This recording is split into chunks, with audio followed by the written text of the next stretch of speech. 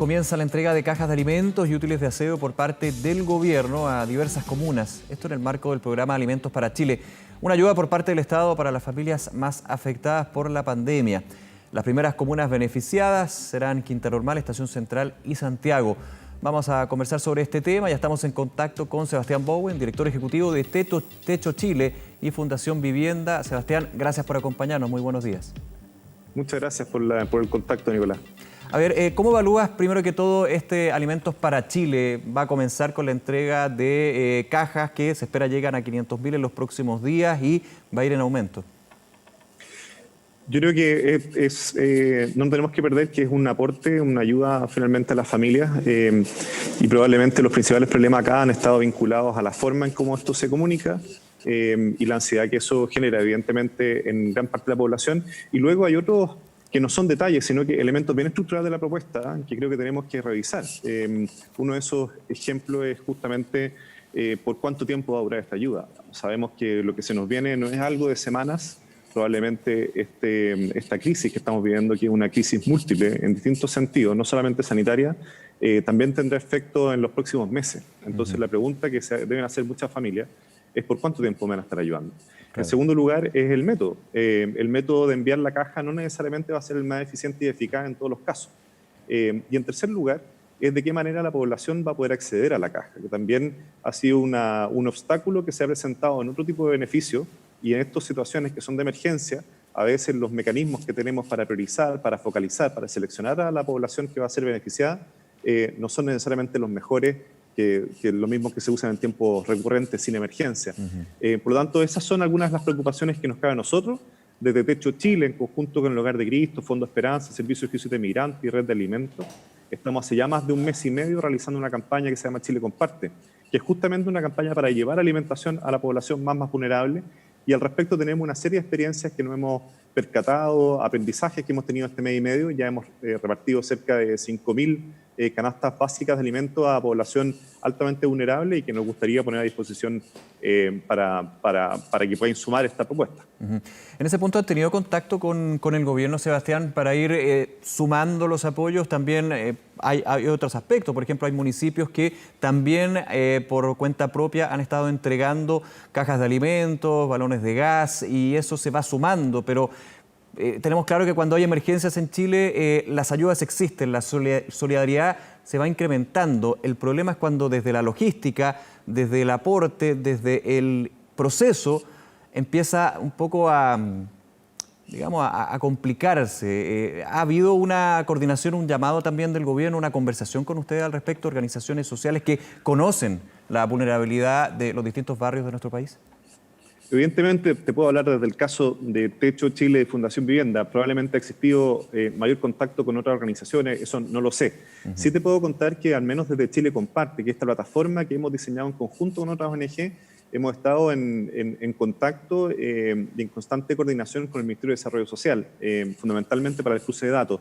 Pero con respecto a la política en particular de estos 2.5 millones de cajas que se van a entregar a población altamente vulnerable, se supone, no hemos tenido mayor coordinación hasta el momento. Creemos que en estos momentos la soberbia o el trabajo autárquico o solitario es un mal consejero.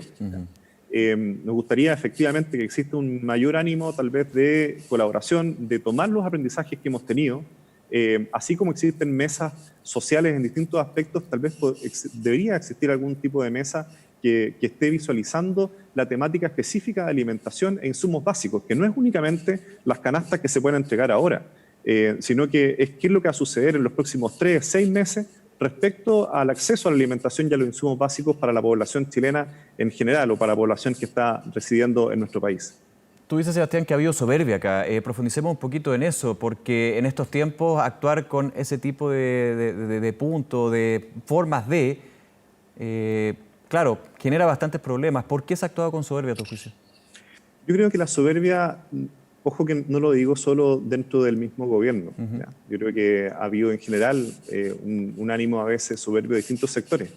Y al respecto me parece sumamente relevante que la humildad sea el principal pilar de liderazgo que tiene que existir hoy día. Evidentemente, desde el gobierno es sumamente relevante ser capaz de de reconocer incluso los errores que se han cometido. En periodos de emergencia es natural que se cometan errores, y en ese sentido sabemos que desde el aparato público se han cometido errores comunicacionales, operativos en otros casos. Pero asimismo, el resto de la población, incluso la misma oposición política, el sector social, los dirigentes que están en las comunidades, cómo somos capaces todos de ponernos a disposición justamente del gobierno para salir de esta crisis en que estamos hoy día inmersos. Y en eso se necesita la colaboración de todos los actores, y un actor, que evidentemente va a tener que ser el Estado, que tiene que tener la humildad y la capacidad y el lenguaje finalmente para convocar, para reunir a todos los sectores y apuntar a todos en la misma dirección, y para eso tiene que ser capaz de escuchar. Probablemente en este caso de los 2,5 millones de cajas, probablemente lo que nos está haciendo falta en el país es ser capaces de escuchar las distintas experiencias.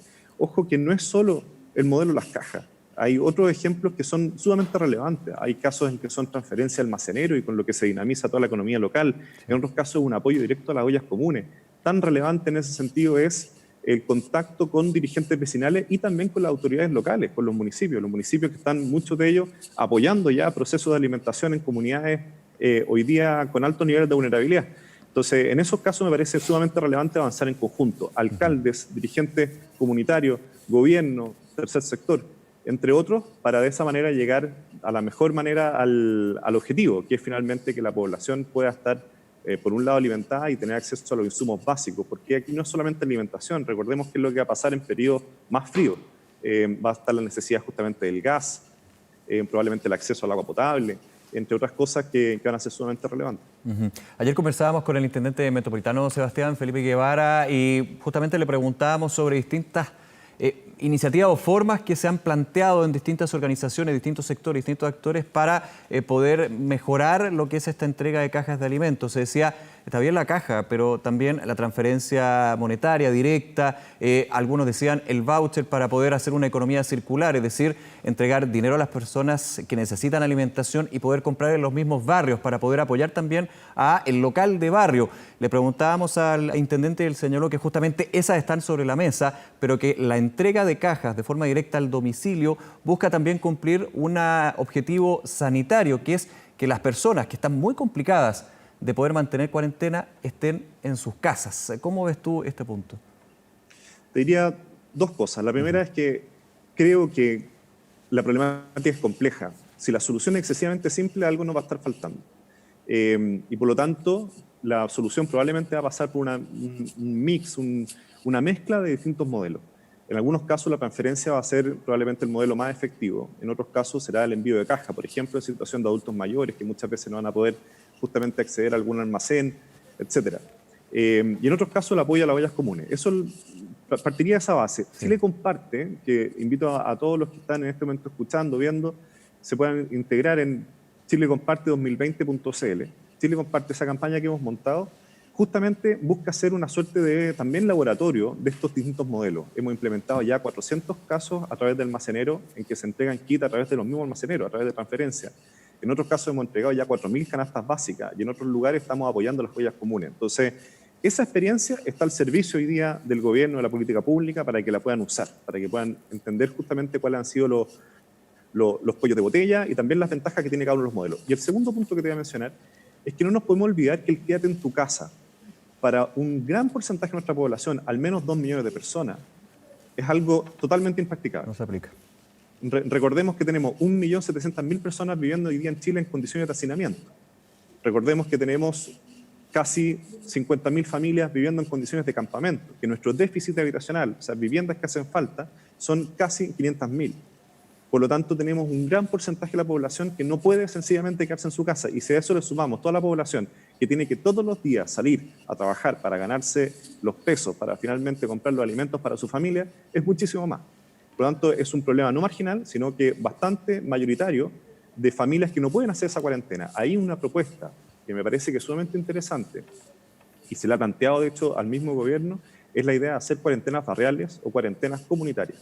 Vale decir que la gente efectivamente en lugares con alta exclusión habitacional, donde muchas veces la calle, el pasaje, es tu patio, es tu balcón, las familias no van a hacer la cuarentena adentro de la casa. Y tampoco vamos a tener forma de fiscalizarlo. Por lo tanto, lo mejor ahí es tomar las medidas para resguardar y para prevenir a nivel comunitario y tal vez eso va a ser mucho más efectivo. En ese sentido, las ollas comunes, los almacenes van a seguir funcionando. No creamos que no van a seguir funcionando, Sí. van a seguir funcionando. A ver, es súper interesante eso. Podríamos hablar de una cuarentena personalizada que va al fondo del barrio, no de la comuna, no del perímetro, no del aspecto más bien georreferencial. ¿Quién tendría que tener ese rol de poder administrar justamente el conocer la calle, el poder decir, este barrio tiene que entrar en cuarentena, este sector también? Se hablaba en su minuto, en términos sanitarios meramente, de estas cuarentenas graduales, pero aquí hay un aspecto más desde lo sanitario, lo estadístico, podríamos decir, Sebastián, una mirada social, de entender que la situación de hacinamiento, la situación de vulnerabilidad y pobreza no es de ahora, es de hace muchos años y hay una pendiente, una deuda que tenemos como sociedad, como Estado, a tantas familias que no pueden, como tú dices, cumplir una cuarentena. Exactamente, y como tú lo has dicho, yo creo que me gustaría hacerte dos comentarios. El primero es que necesitamos un modelo de cuarentena barrial y comunitaria. Ese modelo, a mi juicio, o a nuestro juicio, tiene que sustentarse en cuatro principales pilares. El primer pilar, sin duda, es tener claritas las medidas preventivas que tienen que tenerse a nivel comunitario, que a nadie le falten las mascarillas, a los niños, a los adultos, que tengan para todos los días, efectivamente, y en ese sentido una política que reparte esas mascarillas en todas las comunidades es sumamente relevante. Asimismo, las distancias en los espacios de encuentro, que los almacenes puedan hacer turnos con la familia, etcétera. En segundo lugar, asegurar un cierto mínimo de derechos sociales en periodo de emergencia. ¿Qué pasa, por ejemplo, en muchas de las comunidades donde nosotros trabajamos, villas de blogs, campamentos, etcétera? Son comunidades donde no tienen el acceso a Internet que pueden tener en otros lugares, por lo tanto no pueden acceder muchas veces a las tareas que les mandan de los colegios, que no tienen espacios de impresión. Entonces ahí podríamos desarrollar, nosotros como Techo estamos desarrollando un programa de puntos de impresión y conectividad para los campamentos y para las villas donde nosotros trabajamos y que de esa manera poder acceder un poco mejor a la educación. ¿O qué pasa con la atención primaria? Recordemos que los consultorios van a tender a estar colapsados, o ya lo están. Entonces, atención primaria territorial a través de móviles, también lo estamos desarrollando en Techo y se puede aplicar. Y asimismo el acceso a la alimentación. Es el segundo gran foco, son los derechos sociales, alimentación, salud, educación, que estén a nivel de emergencia. Un tercer gran foco es focalizar justamente en aquellos que han dado con COVID positivo, el control de ese COVID positivo y que esas familias cuiden y guarden un protocolo bastante estricto y que toda la comunidad acompañe en eso, que no lo vea como una amenaza, sino que en algún momento muchos de nosotros vamos a estar contagiados y en ese sentido nos tenemos que acompañar en conjunto. Y por último, y lo más clave de todo, es que esto esté a través y vinculado y coordinado por liderazgos comunitarios. Entonces no deberíamos escatimar esfuerzo en incentivar que los liderazgos comunitarios en esta crisis cumplan un rol central, en bajar la información, en coordinar a la comunidad, en establecer justamente la coordinación con otro tipo de autoridades locales y también nacionales.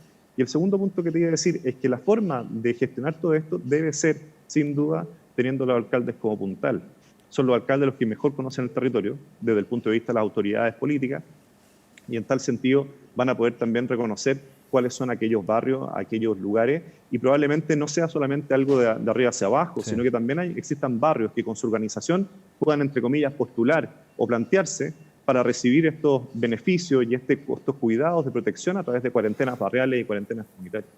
Este tipo de temas a nivel de gobierno central se han tratado de canalizar a través de la mesa social COVID-19. Te hago la pregunta, ¿falta la participación de organizaciones sociales, pero por sobre todo de dirigentes vecinales? Ahí uno entendería, si hace la pregunta al gobierno, es que el puente y esa información que se canaliza a instancias como la mesa social COVID-19, una de tantas instancias, desde los dirigentes vecinales, desde las comunidades, el puente es el alcalde o la alcaldesa. ¿Tendrían que tener una participación directa en este tipo de experiencias? Sí, te respondería con mucha claridad que sí.